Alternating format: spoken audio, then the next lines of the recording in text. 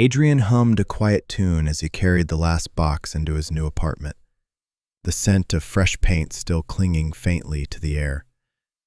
It was a cozy place, smaller than his last, but filled with sunlight and the promise of a new start. He liked the quiet hum of the building, the way the late afternoon sun slanted through the living room window, painting warm stripes on the wooden floor. He'd met the building manager, Sarah, when he signed the lease, a cheerful woman who'd given him a quick tour and handed him the keys. She'd mentioned the owner, Thomas, lived on the top floor but was often busy. Adrian hadn't thought much of it at the time. Landlords were usually faceless names on a rent check, or at best a quick handshake and a wave. The first week passed in a flurry of unpacking and arranging. Adrian, a graphic designer who worked from home, quickly settled into a routine of early morning coffee, creative projects, and evening walks around the neighborhood. He'd see other tenants in the hallways, offer a friendly nod, sometimes exchange a brief pleasantry. But Thomas, the elusive landlord, remained just that, elusive. Adrian had only caught fleeting glimpses of him, once a tall figure disappearing around a corner on the stairs, another time a quick flash of dark hair and a serious profile through a half-open doorway to what Adrian assumed was the landlord's apartment. Each time, before Adrian could even manage a polite hello, Thomas was gone. It struck Adrian as odd, not rude exactly, but certainly a deliberate avoidance. Most landlords, even busy ones, made an effort to briefly greet new tenants, to make sure everything was in order. Thomas, however, seemed to have mastered the art of vanishing.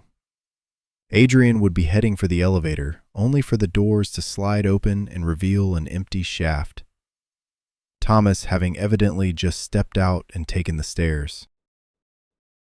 Or he'd hear footsteps approaching from the end of the hall, only for them to abruptly stop, followed by the soft click of a door closing. It was almost comical, like a game of hide-and-seek where only one person was playing.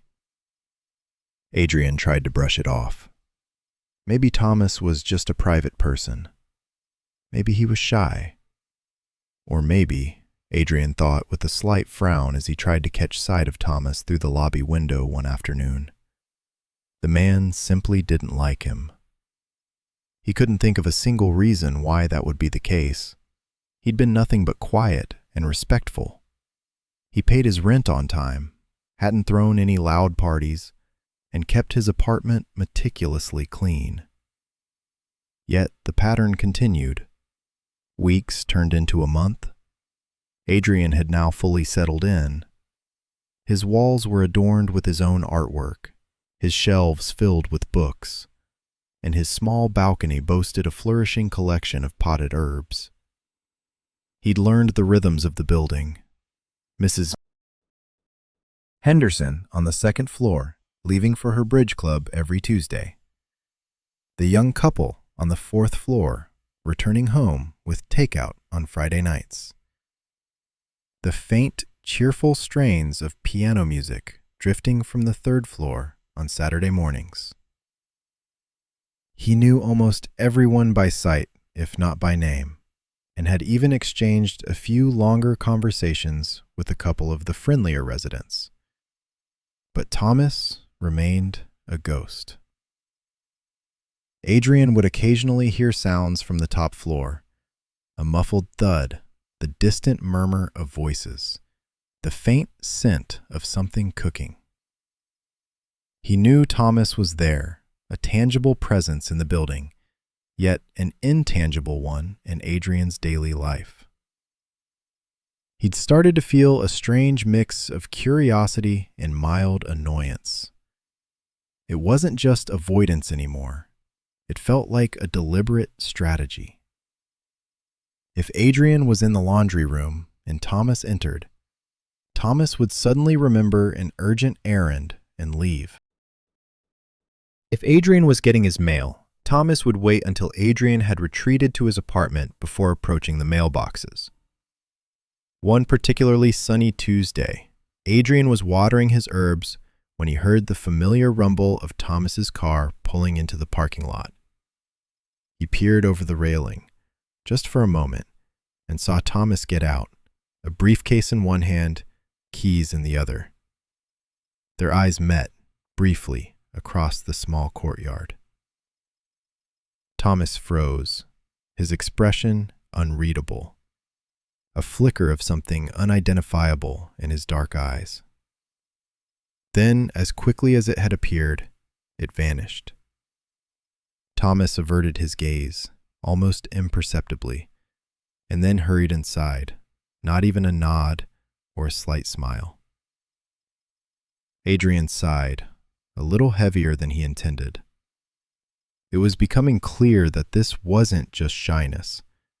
It was something more, something that made Thomas actively, consistently, and quite determinedly avoid him. Adrian couldn't fathom why, and the mystery, coupled with the subtle sting of being so pointedly ignored, began to gnaw at him. He was usually good at reading people, at understanding the unspoken cues. But Thomas was an enigma, a locked door in the heart of the building. And Adrian, despite himself, found his thoughts returning to the puzzling behavior of his landlord more often than he cared to admit. He wondered if he would ever truly meet the man, or if Thomas would forever remain a fleeting shadow, a silent, avoiding presence. The mystery of Thomas's avoidance continued to simmer in the back of Adrian's mind, a minor but persistent irritation. He'd almost given up trying to understand it, deciding it was simply one of those quirky things about his new home. He focused instead on his work, finding comfort in the precise lines and vibrant colors of his digital designs. The days blurred into weeks, marked by the changing light outside his window and the steady rhythm of his quiet life. Then came the storm. It wasn't just a drizzle or a gentle shower. It was a full-blown tempest that descended upon the city with a sudden, violent roar. Rain lashed against the windows, rattling the panes, and the wind howled like a mournful ghost around the corners of the building.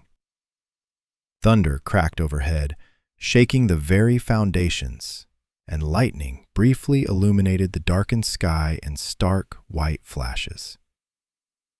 Adrian, curled up on his sofa with a book and a mug of tea, found the drama of the weather strangely comforting.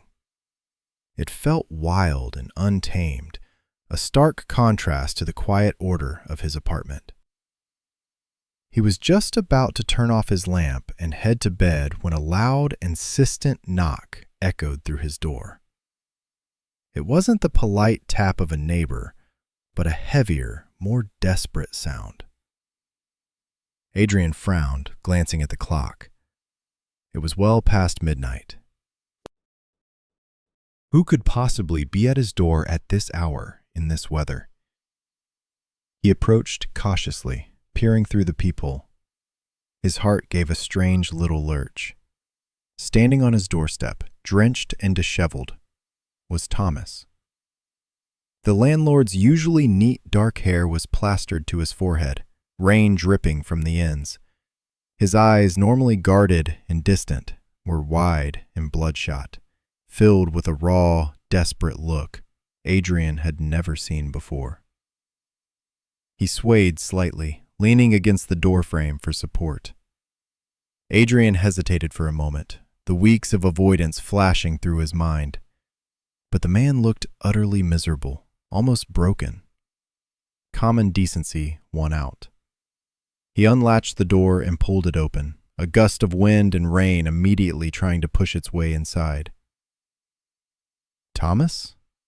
Adrian asked, his voice tinged with surprise and concern.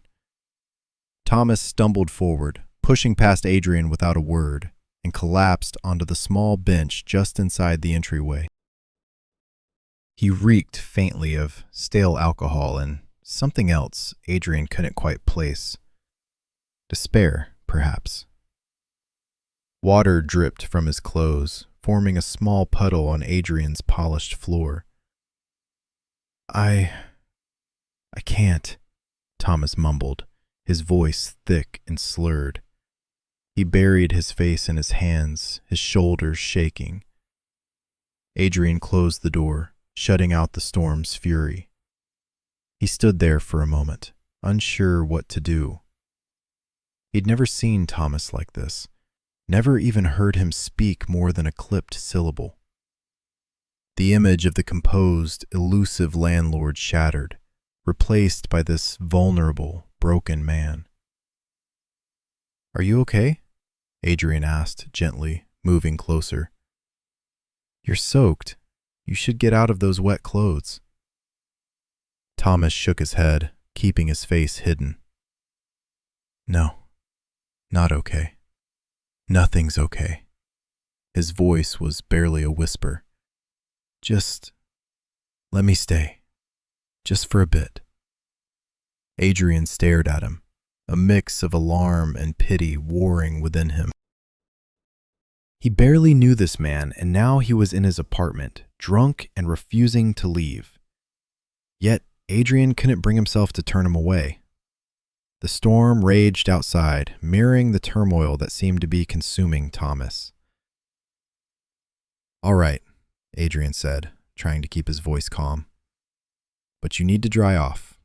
I can get you a towel, maybe a dry shirt." Thomas just shook his head again, still refusing to look up. "Don't care. Just quiet. Need quiet." Adrian went to the linen closet and retrieved a large, fluffy towel. He gently placed it on Thomas's head, hoping he would take the hint. Thomas slowly, reluctantly, took the towel and began to rub his hair, though his movements were clumsy and uncoordinated. "Trouble at home?" Adrian ventured, trying to sound neutral. He knew Thomas was married. He'd seen a woman with him once, a striking blonde, though he hadn't known her name. Thomas snorted, a harsh, bitter sound. "Trouble? That's putting it mildly. It's everything, always everything." He paused, his voice dropping even lower. She hates me, I think. Or she just doesn't care anymore." Adrian sat down on the armchair across from the bench, giving Thomas space but remaining present. He didn't know what to say. He wasn't a therapist, and he certainly wasn't equipped to deal with a drunken, distraught landlord pouring out his heart. But something in Thomas's raw honesty, his sheer desperation, made Adrian listen. I needed to get out," Thomas continued, finally lifting his head. His eyes, though still bloodshot, now held a glimmer of something more lucid, more focused on Adrian. "Couldn't stay there. Couldn't stand the silence. Or the shouting. Depends on the day." He gave a weak, humorless laugh. "Tonight, it was the silence. The worst kind of silence." He looked around Adrian's apartment, his gaze lingering on the bookshelves, the soft lighting, the artwork on the walls. "It's nice here," he murmured, almost to himself. "Quiet. Peaceful." Adrian offered a small, hesitant smile. "Thank you. I like it." Thomas sighed, a deep, weary sound that seemed to carry the weight of the world. I don't know what to do, Adrian."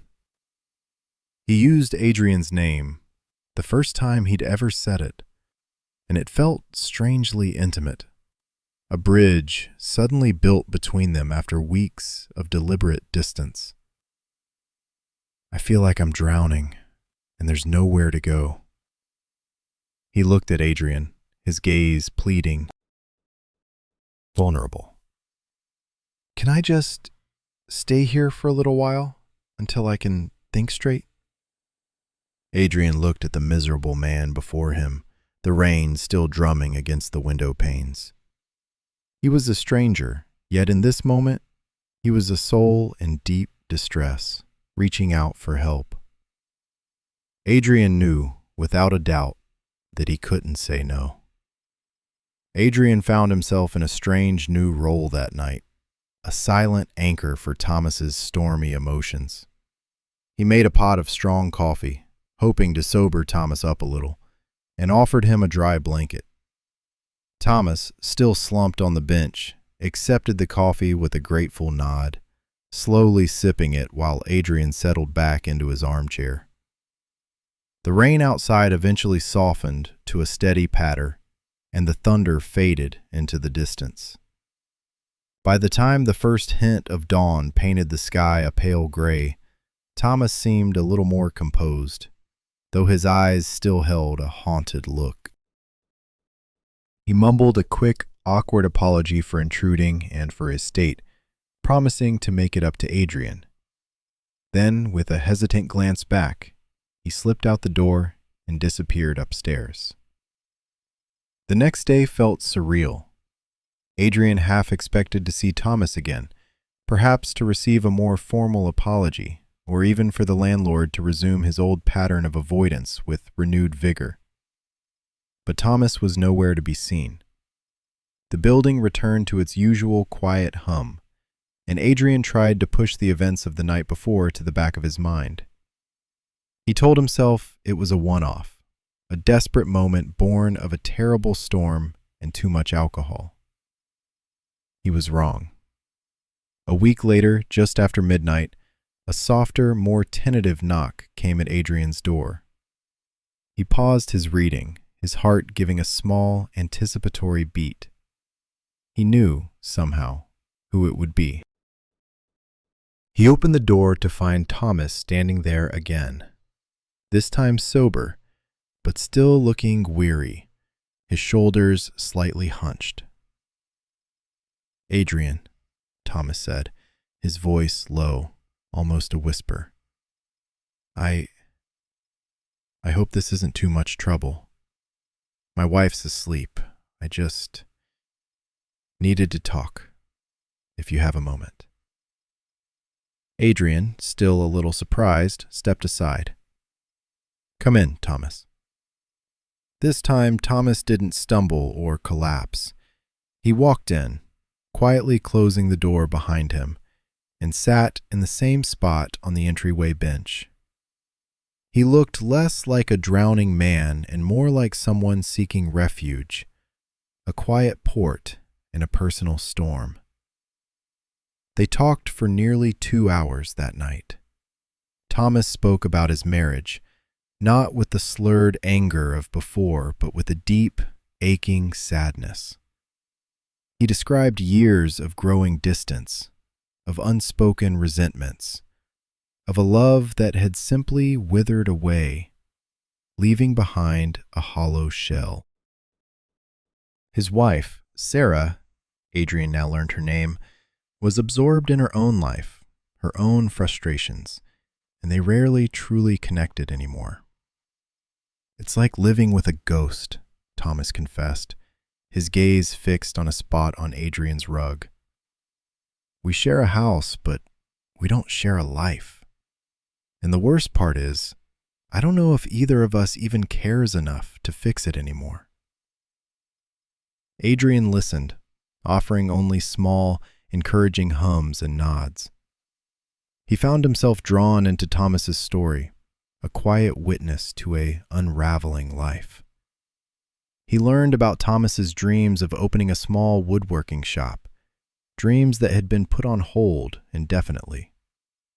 He learned about his strained relationship with his grown children, who lived far away and rarely called. He learned about the crushing weight of responsibility Thomas felt for everything and everyone, a burden he carried silently. These late-night visits became a pattern. 2 or 3 times a week, always after midnight, always after Sarah was asleep, Thomas would appear at Adrian's door. Sometimes he would be visibly tired, sometimes agitated, but always seeking Adrian out. He never asked to stay overnight again, but he would linger for hours, sometimes until the sky began to lighten. Adrian began to anticipate the soft knock. He would leave his living room light on, a silent invitation. He found himself rearranging his schedule slightly, making sure he was awake and available during those late hours. He wasn't entirely sure why he kept opening his door. There was a sense of duty, perhaps, a feeling of compassion for a man clearly in pain. But there was also a growing curiosity, a strange pull towards this complicated, vulnerable person who had once so deliberately avoided him. Thomas continued to peel back layers of his life. He talked about his regrets, his fears, the loneliness that had settled deep in his bones. He spoke of moments of quiet desperation, of feeling trapped and unseen.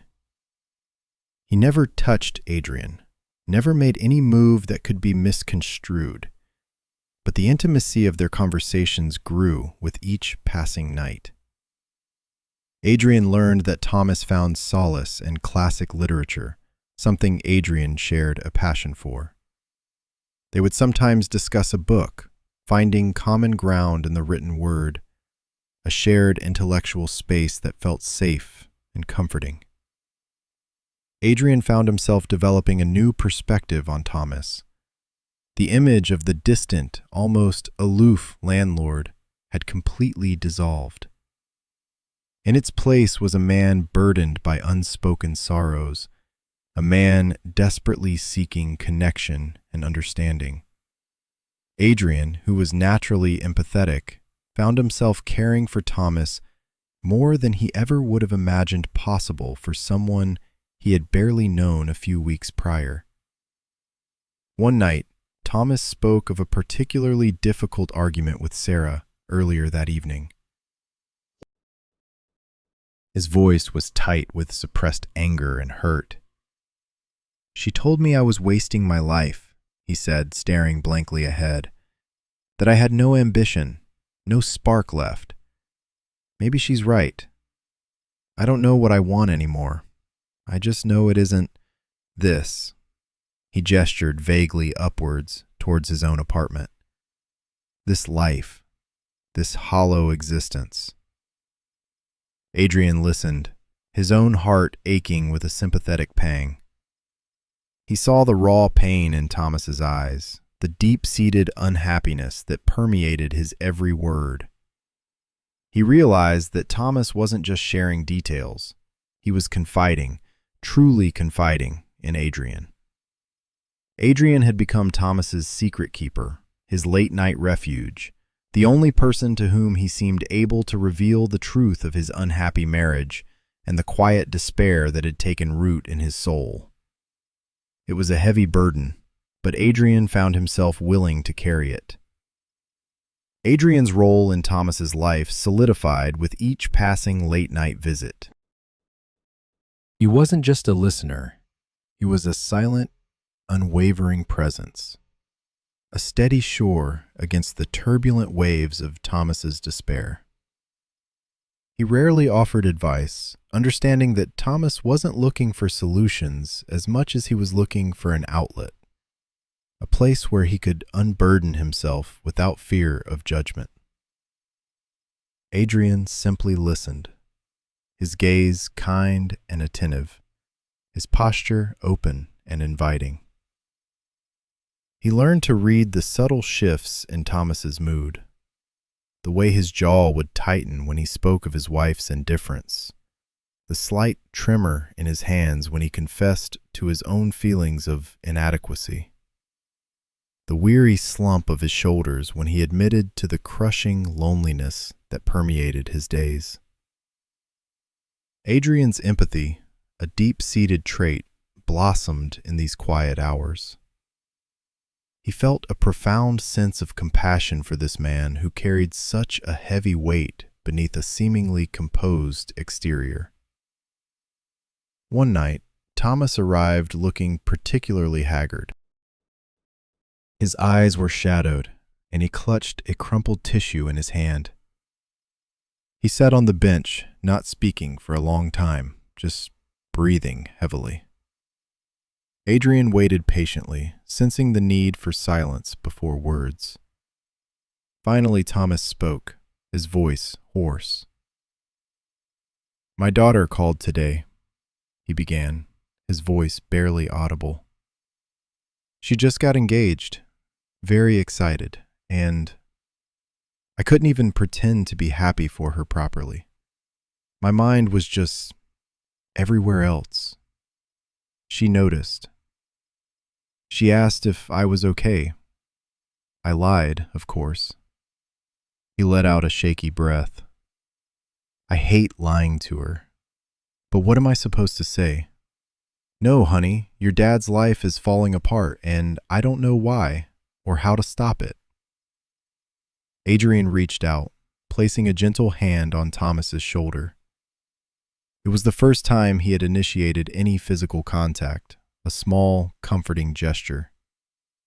Thomas flinched slightly at the touch, a surprised catch in his breath, then leaned into it almost imperceptibly. "You don't have to carry it all alone, Thomas," Adrian said softly, his voice full of genuine concern. "It's okay to feel overwhelmed. It's okay to not be okay." Thomas finally looked at Adrian, his eyes glistening. "But I'm supposed to be strong. For Sarah, for my kids. I'm the landlord, the husband, the father. I'm supposed to have it all together." "No one has it all together all the time," Adrian countered gently. "We all struggle.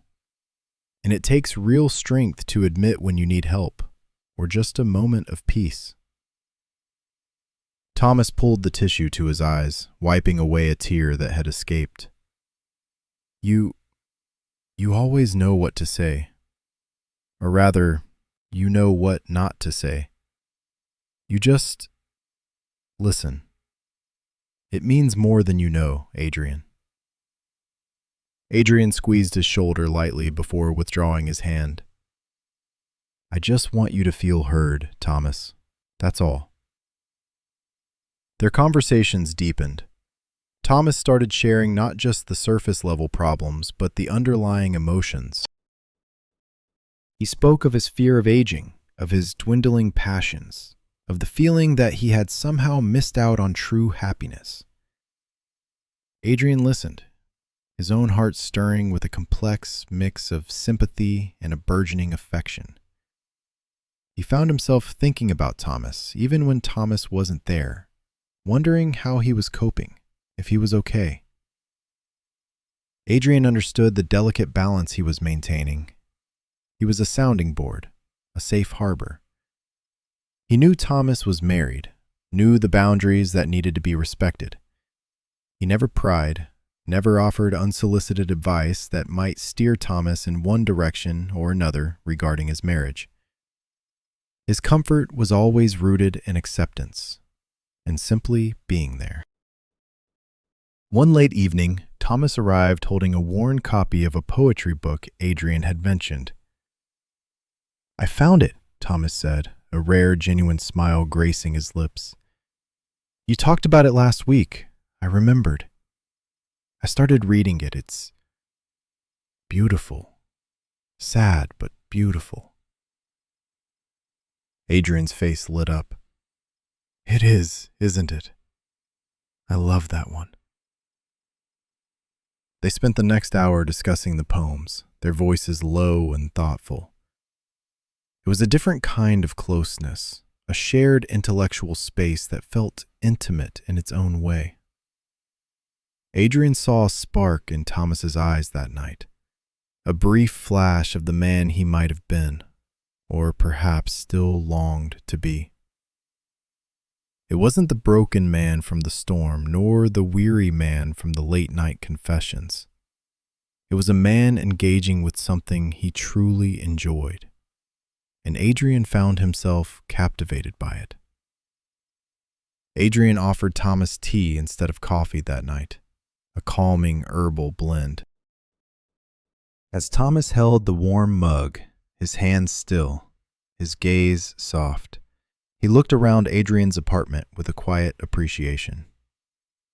"You've made a real home here, Adrian," he said, his voice gentle. "It feels peaceful, like a breath of fresh air." Adrian felt a blush creep up his neck. "Thank you, Thomas. I tried." "You succeeded," Thomas replied, meeting Adrian's eyes. There was a warmth there, a genuine appreciation that went beyond mere politeness. In that moment, Adrian realized the quiet role he had taken on was more than just being a sympathetic ear. He was becoming a source of comfort, a place of peace, and perhaps a flicker of light in Thomas's increasingly dark world. And Adrian, for reasons he was only just beginning to understand, found himself embracing that role completely. The late-night conversations became the true core of Adrian's week, and, he suspected, of Thomas's too. The initial relief Thomas found in simply unburdening himself deepened into something more profound. He started asking Adrian questions, not just about his life, but about his thoughts, his feelings, his aspirations. Adrian, in turn, found himself opening up, sharing parts of himself he usually kept guarded. He spoke of his own past heartbreaks, his creative struggles, his hopes for the future. It was in these exchanges that their emotional bond truly began to forge itself, a delicate, intricate weaving of shared vulnerabilities and unspoken desires. They talked about loneliness, not just the kind Thomas experienced in his marriage, but the universal human ache for connection, for someone to truly see and understand them. "Sometimes," Thomas confessed one night, his voice barely a whisper, "I feel like I'm living in a glass box. Everyone can see me, but no one can touch me. No one can hear what I'm really saying." He looked at Adrian, a raw plea in his eyes. "Except you. You hear me." Adrian felt a jolt. "I do, Thomas," he responded, his voice soft but firm. "I really do." He found himself observing Thomas more closely during the day, too. If their paths crossed, Thomas no longer fled. He'd offer a polite, if still somewhat reserved, nod, a small acknowledgement of their shared secret. Adrian noticed the lines of tension around Thomas's eyes, the way he carried himself with a quiet weariness, even when he tried to project an image of capability. Adrian saw the man beneath the landlord, the husband, the father, the man who came alive only in the quiet intimacy of Adrian's apartment after midnight. Their discussions began to drift beyond the immediate problems of Thomas's marriage and into deeper, more philosophical territory. They talked about happiness, about what it truly meant to live a fulfilling life. Thomas confessed to a deep-seated longing for authenticity, a desire to live a life that felt true to himself rather than one dictated by expectations and obligations. "I always thought," Thomas mused one evening, gazing at the city lights twinkling outside Adrian's window, "that once I had the house, the family, the successful business, that I'd be happy. That's what everyone tells you, isn't it? Tick all the boxes, and contentment follows." He sighed, a heavy sound. "But it's not like that. It's empty. Like I'm playing a role, but the audience went home years ago." Adrian, who had deliberately chosen a less conventional path, understood this feeling. Perhaps happiness isn't about ticking boxes, he offered gently, but about finding what truly makes your heart sing, even if it's something unexpected. Thomas turned from the window, his eyes searching Adrian's face. And what makes your heart sing, Adrian? Adrian paused, considering. Creating, making things, seeing beauty in small details, and connecting with people on a real level. Finding someone who truly understands and letting them understand you. He met Thomas's gaze, a silent question hanging in the air. There was an unspoken understanding between them now. It transcended the simple tenant-landlord dynamic, moving into a space where two souls found solace and understanding in each other. Adrian felt a protective warmth towards Thomas, a desire to ease his pain, to show him the beauty he still possessed. He found himself looking forward to the late-night visits with an eagerness he hadn't experienced in a long time. Sometimes, Thomas wouldn't even talk much. He would just sit, sipping the tea Adrian made for him, soaking in the quiet atmosphere of Adrian's apartment, the peaceful calm that contrasted so sharply with the turmoil of his own life. Adrian would work on his designs or read, while Thomas simply existed in his space, a silent, comforting presence. These moments, devoid of words, felt just as intimate, if not more so, than their deepest confessions. Adrian noticed the subtle changes in Thomas, too. There was a lightness in his step sometimes, a flicker of hope in his eyes after a particularly cathartic conversation. He started to laugh more easily, a genuine, rich sound that Adrian found himself cherishing. The guardedness that had defined Thomas for so long began to chip away, revealing glimpses of a softer, more sensitive man underneath. The longing for something more, something undefined, hung between them like a delicate mist. Adrian recognized it in Thomas's lingering glances, in the way his eyes would soften when Adrian smiled, in the quiet reverence with which he spoke of Adrian's art and his quiet life. Adrian felt it too, a magnetic pull towards Thomas, a desire to bridge the remaining distance between them, to offer more than just a listening ear. He knew the implications, the complexities, the impossible nature of such feelings.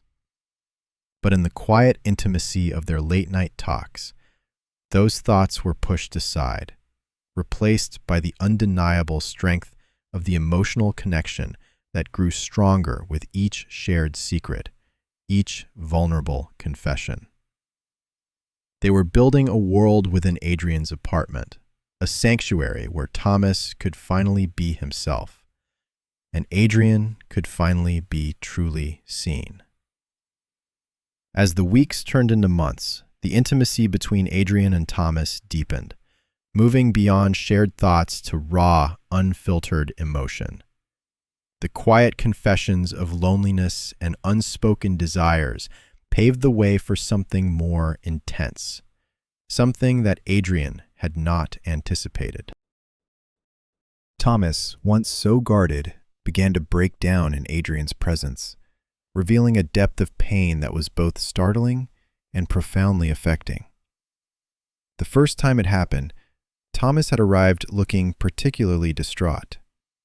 He barely managed to sit on the bench before burying his face in his hands, his entire body trembling. Adrian, accustomed to Thomas's quiet despair, knew this was different. He sat beside him, offering a gentle hand on his back. "It's all falling apart, Adrian," Thomas choked out, his voice thick with unshed tears. I can't hold it together anymore. Sarah found the divorce papers. Not that I'd actually filed them, just I'd looked them up, had them open on my laptop. He let out a ragged sob. She saw them, and she looked at me like I was a stranger, like I was a monster. His shoulders shook with silent sobs, and Adrian, without thinking, pulled him closer, letting Thomas lean against him. The stiffness in Thomas's body slowly relaxed, and he began to weep openly, the sounds muffled against Adrian's shirt. It was a raw, aching sound, full of years of suppressed grief and frustration. Adrian held him, stroking his back gently, offering silent comfort. He felt Thomas's wet tears against his skin, the warmth of his body, the desperate tremor that ran through him. It was a moment of profound vulnerability, a complete shattering of the stoic facade Thomas usually wore. After that night, the emotional breakdowns became a recurring, though still unpredictable, part of their late-night visits. Sometimes it would be a quiet unraveling, tears silently streaming down Thomas's face as he spoke of a particular slight or disappointment. Other times it would be a sudden, guttural cry of frustration, an outburst of anger at the unfairness of his situation, at the trap he felt he was in. Each time, Adrian was there, a steady, unmoving presence. He would listen, offer a hand, a comforting arm, a quiet word. He learned to simply be present, to allow Thomas to feel whatever he needed to feel without judgment or interference. Adrian started to notice the physical toll these emotional outbursts took on Thomas. He would look drained afterward, his eyes red-rimmed and exhausted. Yet paradoxically, there was often a strange sense of relief, a temporary lightness that settled over him. It was as if each breakdown, each release of pain, chipped away at the heavy armor he had worn for so long. "I don't know what I'd do without you, Adrian," Thomas whispered one night, his voice hoarse after a particularly long bout of tears. He was sitting on Adrian's sofa now, wrapped in a blanket Adrian had given him, looking small and fragile. You're the only one who sees this, the only one who cares." Adrian's heart ached with a complex mix of feelings. He was moved by Thomas's dependence, by the trust Thomas placed in him. But he also felt a growing sense of responsibility, a quiet alarm at the depth of Thomas's reliance on him. He was becoming Thomas's emotional lifeline, the only safe space where the landlord could truly break down. One evening, Thomas confessed a fear he had never voiced before. "I'm scared," he admitted, his voice barely audible. "Scared of being alone. Scared of making the wrong choice. Scared of being truly happy, because it feels like I don't deserve it anymore." He looked at Adrian, his eyes wide and vulnerable. "Do you think I deserve to be happy, Adrian?" Adrian met his gaze directly. "Everyone deserves to be happy, Thomas, especially you. You've carried so much for so long." He reached out, gently taking Thomas's hand.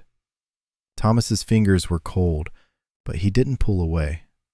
Instead, he squeezed Adrian's hand tightly, a silent plea for reassurance. The lines between tenant and landlord, between stranger and friend, had long since blurred. They were now two people bound by shared vulnerability, by a trust that had been forged in the crucible of Thomas's deepest pain.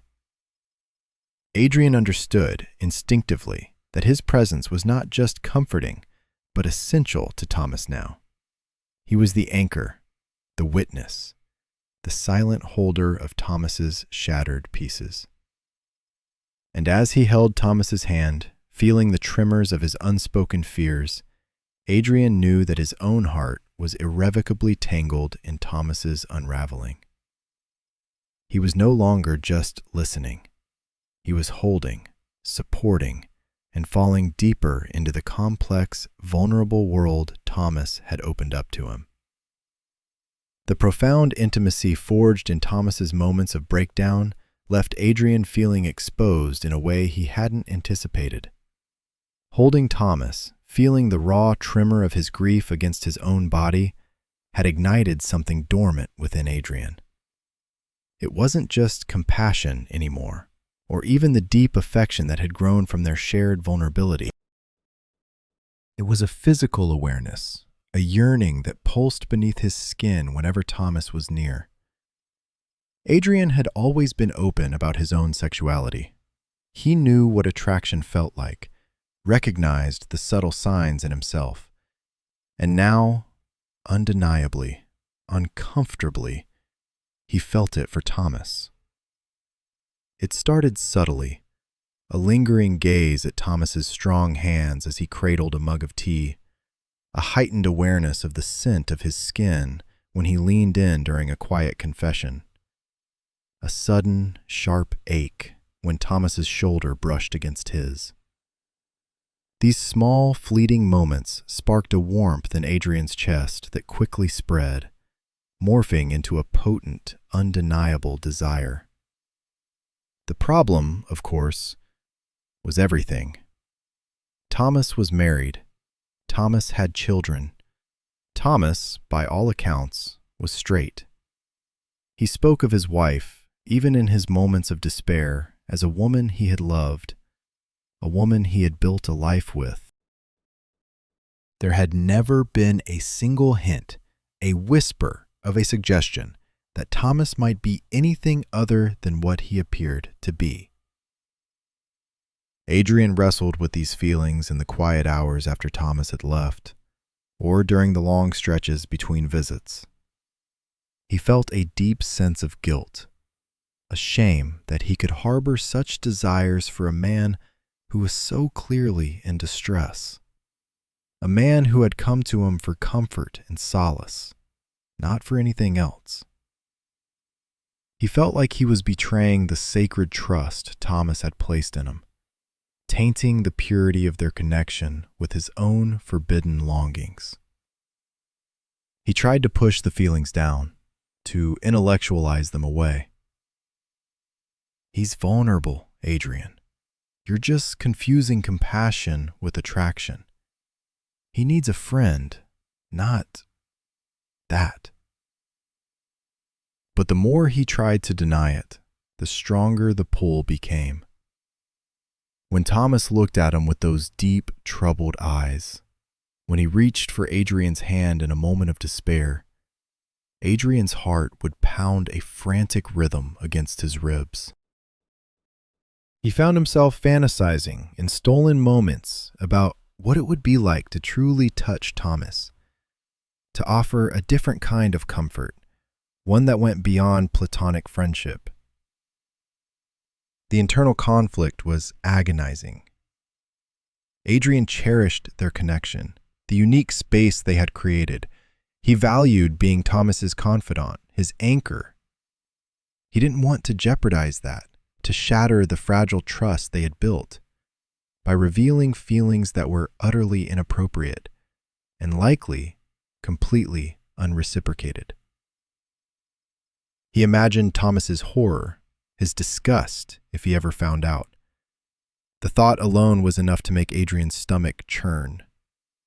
He became hyper-aware of his own body language, censoring every casual touch, every lingering glance.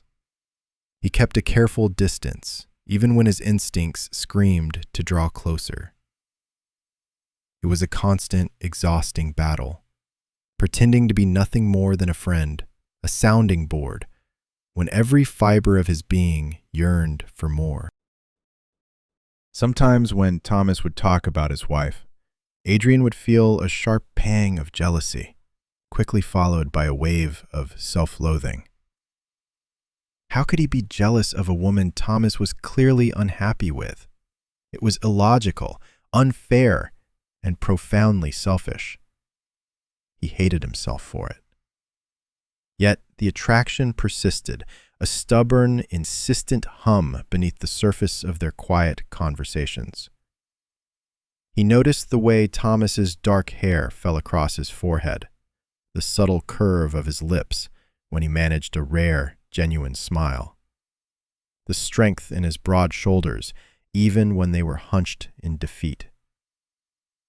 Adrian saw Thomas's beauty, not just his inner turmoil, but his physical presence, and it drew him in with an irresistible force. He tried to distract himself, diving deeper into his work, taking longer runs, spending more time with other friends. But nothing truly quieted the persistent ache, the silent question that always lingered in his mind. What if? What if Thomas wasn't as straight as he seemed? What if this deep connection, this profound vulnerability, was leading somewhere Adrian couldn't even imagine? He knew it was foolish, dangerous thinking. Thomas was a married man, broken and seeking solace. Adrian was merely a safe harbor.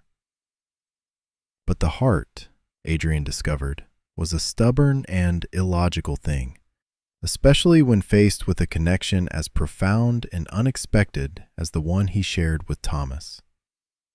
He was falling, slowly but surely, and the ground beneath him felt increasingly unsteady.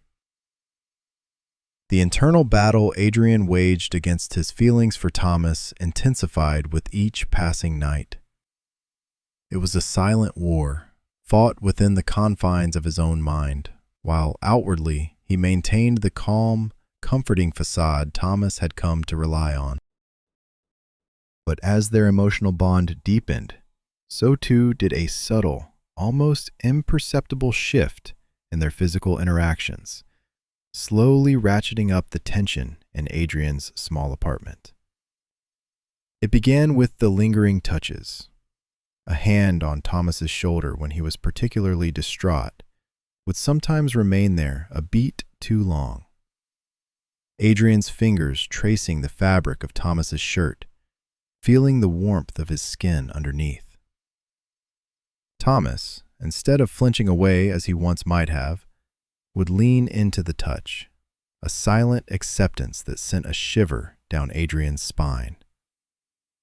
When Thomas handed Adrian his empty tea mug, their fingers would brush, and the brief contact would feel like an electric current, leaving Adrian's hand tingling long after Thomas had withdrawn his. The shared silences, once merely a comfortable space for Thomas to gather his thoughts, now hummed with an unspoken energy. They would sit for long stretches, the only sounds the quiet ticking of Adrian's grandfather clock, with a distant city hum, and the air between them would feel thick with unvoiced feelings. Adrian would steal glances at Thomas, finding Thomas's gaze already on him, deep and searching. In those moments, Adrian felt completely seen, completely understood, and the intensity of Thomas's eyes would hold him captive, making his breath catch in his throat. One night, Thomas was recounting a particularly frustrating day at work, his voice tight with anger. Adrian, sitting opposite him on the sofa, leaned forward, his elbow resting on his knee, listening intently. As Thomas finished, he ran a hand through his hair, a gesture of exasperation. Adrian, without thinking, reached out and gently smoothed the ruffled strands back from Thomas's forehead. It was a natural, instinctive gesture of comfort, born from deep care. Thomas froze, his eyes widening slightly, and for a long moment Adrian's fingers remained tangled in his soft dark hair. The air crackled with an undeniable current. Thomas didn't pull away. Instead, his gaze dropped to Adrian's lips, then back to his eyes, a question, a yearning, passing between them in that silent space. Adrian's heart hammered against his ribs, a wild drumbeat. He slowly, reluctantly, withdrew his hand, the warmth of Thomas's skin lingering on his fingertips. The next time Thomas came over, he sat closer to Adrian on the sofa, their knees almost touching.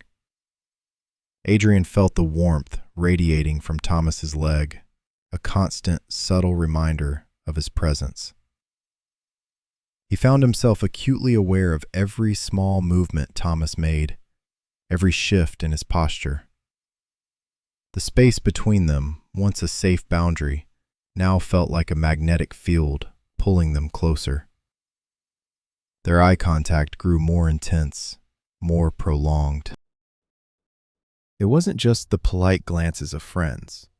It was a deep, soul-searching gaze that seemed to strip away all pretense. Adrian saw a growing tenderness in Thomas's eyes, a quiet adoration that mirrored his own hidden feelings. And Thomas, Adrian suspected, saw something similar in him. The unspoken questions, the hidden desires, were no longer entirely hidden. They were there, shimmering in the space between their gazes, a fragile, dangerous truth. Adrian found himself holding his breath more often during these visits, his senses heightened, his body primed for any shift, any subtle invitation. He would catch himself wondering, is this it? Is he going to say something? Is he going to touch me? Each departure of Thomas felt like a reprieve and a disappointment all at once. The tension was a living thing in the room, a palpable force that vibrated between them, making Adrian's skin prickle with anticipation and fear. He noticed Thomas mirroring his gestures sometimes, a subtle lean, a similar hand movement. It was a subconscious dance, a silent language they were developing, fraught with danger and undeniable longing. The line between platonic comfort and something more had blurred almost entirely, replaced by a charged atmosphere that was both exhilarating and terrifying. Adrian knew he was playing with fire. He knew the potential for hurt, for disaster. Thomas was married. This was wrong. But the sheer force of the connection, the undeniable pull, made it impossible to pull away. He found himself craving these moments of heightened closeness, even as they filled him with a gnawing anxiety. He was caught in a dangerous current, unable to resist the pull, waiting for the inevitable moment when the dam would break and all the unspoken emotions would come flooding out. The silence was no longer peaceful. It was a loud, demanding presence, filled with the echo of their beating hearts and the weight of their unconfessed desires. The charged atmosphere in Adrian's apartment was no longer one-sided. Adrian could sense Thomas's own internal struggle, a turmoil that went beyond his marital woes. It manifested in new ways during their late-night meetings. Thomas would often arrive looking distracted, his eyes clouded, his movements restless. He would talk less about Sarah and more about himself, about what he wanted, and how that clashed with what he felt he should do. One evening, Thomas paced Adrian's small living room, a rare display of agitation. "I feel like I'm being pulled in 1,000 directions," he confessed, running a hand over his face. "My wife, she's talking about therapy now, couples therapy. Says we need to try, for the kids, for old time's sake." He stopped, turning to Adrian, his expression a mixture of desperation and confusion. "And I don't know if I can, if I want to." Adrian remained silent, his heart aching for the man. He saw the conflict playing out on Thomas's face, the deep lines of duty etched around his eyes, warring with a nascent, almost terrified longing for something else. "I keep thinking about everything," Thomas continued, resuming his pacing. About the life I built, the promises I made. My kids, they deserve a stable home, a father who's present, who's whole. He paused, looking out the window at the dark city, then turned back to Adrian, his voice dropping to a near whisper. But then I come here, and for the first time in years, I feel whole. I feel like myself, like I can breathe. His gaze met Adrian's, and in that long, silent look, Adrian saw the undeniable pull Thomas felt towards him, a pull that was clearly terrifying Thomas. It wasn't just Adrian's understanding that drew him. It was Adrian himself. The realization sent a thrill through Adrian, quickly followed by a cold wave of dread. Thomas began to show erratic behavior. Sometimes he would be distant, almost cold during their visits, as if trying to reestablish a boundary. He would avoid Adrian's gaze, keep his hands clasped tightly, and speak in clipped, guarded tones. Adrian recognized these as attempts to push him away, to reassert control over the confusing emotions swirling within him. But these periods never lasted. Within a few days, sometimes even hours, Thomas would return, often looking more distraught than before, the attempt at distance having clearly failed. He started to cancel visits last minute, sending Adrian cryptic, apologetic texts about obligations or things I need to sort out. Adrian would feel a pang of disappointment, but also a growing understanding. Thomas was fighting. He was fighting against the connection, against Adrian, and most fiercely, against himself. "I had a dream last night," Thomas blurted out one night, sitting unusually stiffly on the sofa. "We were different, you and I, and it felt so real, so right." He quickly looked away, his cheeks flushing a deep red. "It was just a dream, of course, my mind playing tricks." Adrian's breath hitched. He wanted to reach out, to reassure Thomas, to tell him it wasn't just a dream, that he felt it too. But he held back, knowing that Thomas needed to navigate this on his own terms, at his own pace. The duty to his family was a heavy chain around Thomas's neck. He would talk about small gestures he made for his wife, buying her flowers, suggesting a dinner out, efforts he clearly hoped would rekindle something, anything, to justify his continued commitment. But his voice would lack conviction, and his eyes would betray the deep unhappiness that still festered. He was trying to push Adrian out, to choose the path of duty, but his heart kept pulling him back. One evening, Adrian found Thomas at his door, not just agitated, but visibly shaking. His usual polite knock was replaced by a series of frantic raps. When Adrian opened the door, Thomas stumbled in, leaning heavily against the frame. "I can't do this anymore, Adrian," he whispered, his voice raw with despair. "I can't pretend. I can't keep living this lie." He looked at Adrian, his eyes wide, tormented. "I go home and I feel nothing. Or worse, I feel like I'm suffocating. And then I think of coming here, of you, and it's like a gasp of air, a lifeline." Adrian felt a profound ache in his chest. He saw the genuine torment, the brutal conflict tearing Thomas apart. This wasn't just about an unhappy marriage anymore. It was about Thomas's very soul, caught between the life he was expected to live and the life he was beginning to secretly crave. The tension in the room was almost unbearable, a tangible thing that hummed with unfulfilled desire and agonizing choices.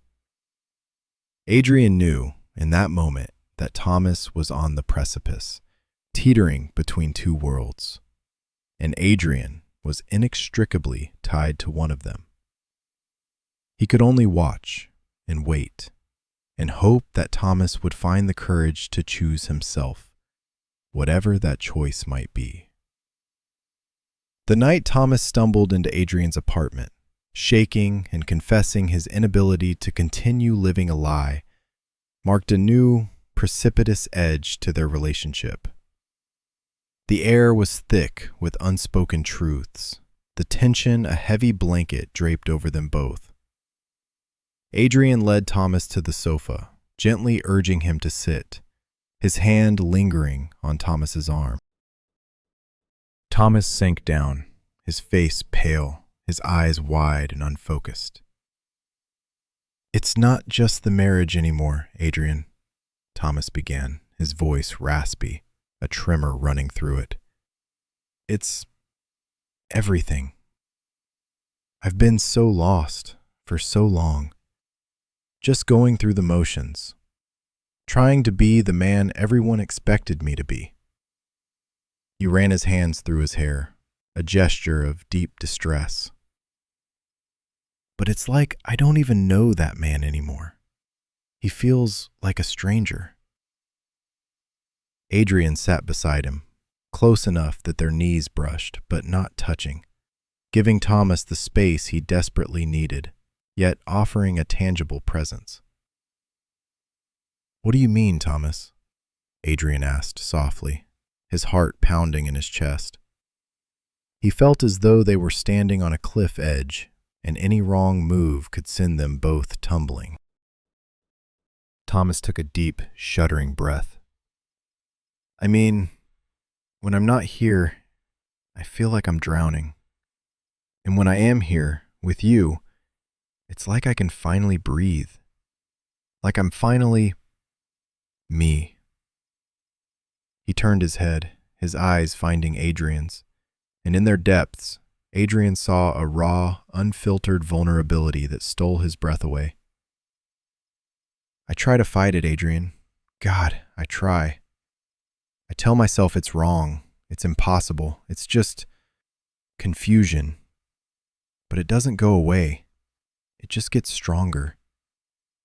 A tear traced a path down Thomas's cheek, glinting in the soft lamplight. "I don't understand it. I've never felt this, not like this, not with anyone." He reached out, his hand hovering uncertainly between them. Then he lowered it, clenching his fist. "I told myself it was gratitude, for listening, for being kind. But it's more, so much more." Adrian's throat felt tight, a lump forming that made it hard to swallow. He wanted to speak, to reassure, to confess his own tumultuous feelings, but the words wouldn't come.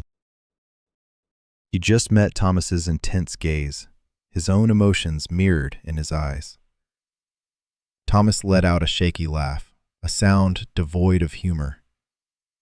"It's insane, isn't it? I'm a married man, a father. I've lived my whole life one way, and now I look at you, and I feel like everything I thought I knew about myself was a lie." He paused, taking another ragged breath, his chest heaving slightly. "I spent weeks avoiding you, Adrian.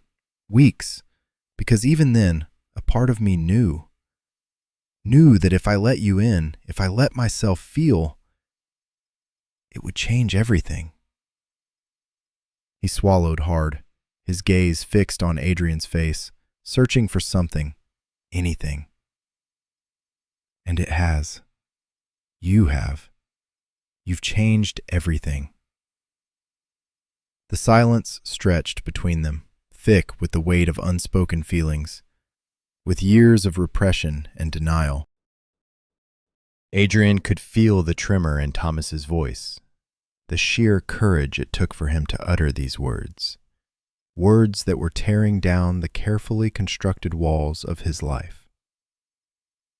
"I know it's probably wrong," Thomas whispered, his voice barely audible now, filled with a desperate plea for understanding. I know it makes no sense. I know I shouldn't. But I can't help it, Adrian. He finally reached out, his hand finding Adrian's, his fingers intertwining, a desperate, anchoring grip. His eyes, still full of tears, were now burning with an intense, undeniable emotion. I'm in love with you, Adrian, Thomas confessed, the words tumbling out in a rush, raw and exposed. Despite everything, despite my wife, despite my kids, despite who I'm supposed to be, I've fallen completely, hopelessly in love with you. The confession hung in the air, shattering the tense silence, filling the small apartment with an electric charge. Adrian felt a rush of emotions, shock, relief, exhilaration, and a profound, overwhelming tenderness. The world seemed to tilt on its axis, the impossible suddenly made real. Thomas, the elusive, married, straight landlord, had just laid bare his heart, and in doing so, had unlocked something deep within Adrian that he hadn't dared to acknowledge. The dam had broken.